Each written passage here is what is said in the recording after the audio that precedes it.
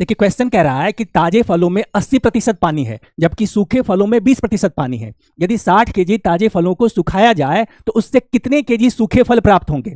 अब देखिए fresh fruit में ताजे फल में वाटर का प्रतिशत कितना, पानी का प्रतिशत 80 दिया हुआ है, तो पल्प हो गया, पल्प जो हो गया यानी गूदा हो गया, इसका प्रतिशत कितना होगा, 20 हो जाएगा आपका।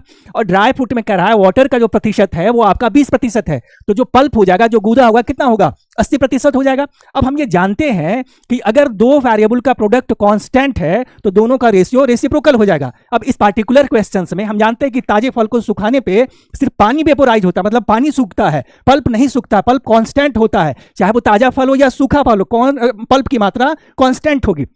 तो हम इसको लिख सकते हैं कि पल्प की कुल मात्रा बराबर फल की कुल मात्रा इंटू पल्प प्रतिशत हो गया। अब पल्प देखिए ताजे फल में पल्प कितना है आपका 20% है, तो ड्राई फ्रूट में कितना है यार, ड्राई फ्रूट में है आपका 80%, 1:4 के रेशियो में। तो फल की जो कुल मात्रा होगी उसका इसका रेसिप्रोकल यानी उल्टा हो जाएगा, ये 1:4 है तो ये 4:1 हो जाएगा आपका। अब ताजे फल की मात्रा कितनी दी हुई है, 60 केजी दी हुई है, तो यहाँ पे इसका कितना गुना, 15 गुना, तो यहाँ इसका कितना गुना हो जाएगा, इसका 15 गुना कितना हो जाएगा, 15 केजी हो जाएगा। यानी सूखे फल की कुल मात्रा कितनी हो गई, 15 केजी। आंसर हो गया आपका ये डी हो गया।